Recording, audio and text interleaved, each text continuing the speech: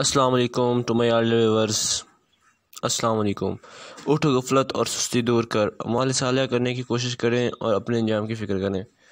تیری کامیابی محل، کوٹھیاں، بنگلے اور پیسہ اکٹھے کرنے میں نہیں ہے، دنیا کا ساز و سامان اکٹھا کرنا میں نہیں ہے، شان و شوکت دکھانے میں بھی کامیابی نہیں ہے، بلکہ تیری نجات اللہ اور اس کے رسول کی اطاعت اور پیروی کرنے سے ہے، تاکہ ہمارے قبر پھول کے باغوں میں سے باغ بن جائے۔ یہ دنیا ایک مسافر خانہ ہے جس میں ہم نے چند دن رکنا ہے اور پھر ہم نے مرنے کے بعد قبر میں ہی جانا ہے۔ ایک دن ایک بادشاہ اپنے محل کی چھت پر گیا تو اس نے وہاں ایک شخص کو ادھر ادھر پھرتے دیکھا۔ بادشاہ نے پوچھا کہ اے شخص یہاں کیا کر رہا ہے؟ تو اس شخص نے کہا کہ میں اپنا سامان ڈھونڈ رہا ہوں، مسافر ہوں۔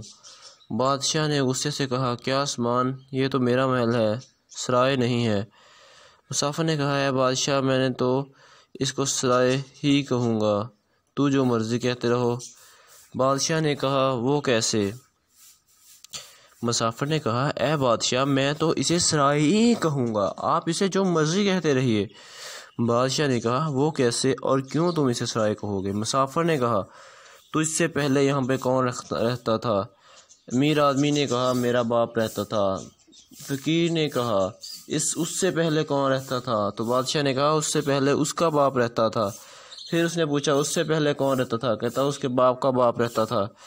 تبھی مسافر کھلکھلا کے ہنسا اور کہا اے بیوقوف شخص، جب اتنے سارے آدمی اس مکان میں رہ کر چلے گئے، چند روز قیام کر کے سب یک کے دیگر بعد رخصت ہوتے چلے گئے، مرتے چلے گئے ایک ایک، پھر ایک دن تو نے بھی چلے جانا ہے اور آخری مقام قبر ہے، تو پھر غرور کس بات کا؟ یہ دنیا سرائے ہے، صرف چند روز قیام، پھر آخری منزل قبر ہی ہے۔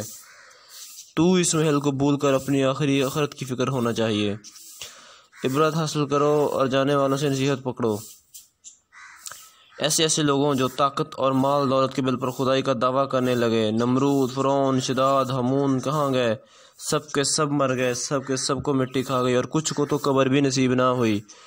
آل دادا اور سمود کو دیکھو کہ کتنے شہزور اور طاقتور لوگ تھے، لیکن موت کے سامنے ان کا کوئی بس نہ چل سکا اور وہ اوندے منہ گر گئے۔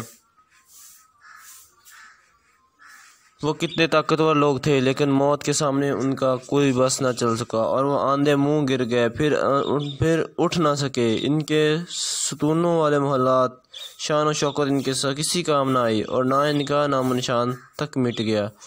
دفن خود صدہا کیے زیر زمین، پھر بھی مرنے کو نہیں تجھ کو یقین۔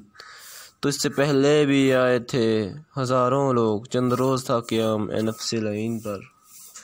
تو دوستو اگر آپ کو ہماری ویڈیو اچھی لگ رہی ہے تو پلیز سبسکرائب اینڈ ویڈیو کو لائک ضرور کریے گا۔ تھینکس۔ یہ دنیا مصیبتوں کا گھر ہے، اس کے ظاہری حسن کو مت دیکھو، یہ دارالفنا ہے، ایک دھوکہ ہے، ایک سیلاب ہے، اس کی ظاہری چمک و دمک پر نہ جاؤ، اس کی ہر چیز فانی ہے، اس کی ہر چیز زوال پذیر ہے، اس میں کوئی بھی ہمیشہ قائم نہیں رہ سکتا۔ موت ایک کے سرپرست سروار ہے اور اس کا مزہ سب نے چکھنا ہے اور کوئی چیز بھی موت کو ٹال نہیں سکتی۔ موت برحق ہے۔ تم سے پہلے بھی ایسے لوگ آئے جو طاقت، دولت اور کثیر آبادی والے اور بلڈنگوں والے تھے، لیکن موت نے انہیں اس طرح لپیٹا کہ وہ چوں بھی نہ کر سکے۔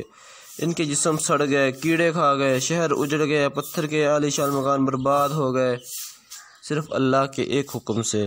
کوئی شک نہیں کہ اگر تم نے اللہ اور اس کے رسول کی ٹکی اطاعت نہ کی، تو صراط مستقیم اختیار نہ کی، تو یقیناً تمہارا بھی وہی حال ہوگا جو ان لوگوں کا ہوا۔ قبر کی تنہائی میں تمہارا یہ نازک بدن کیڑوں مکوڑوں اور دیگر جانوروں کی خوراک ہوگا۔ نہ کر غفلت اے ناداں، یہ دنیا جانے فانی ہے، یہاں ہر چیز دھوکہ ہے، یہاں ہر چیز فانی ہے۔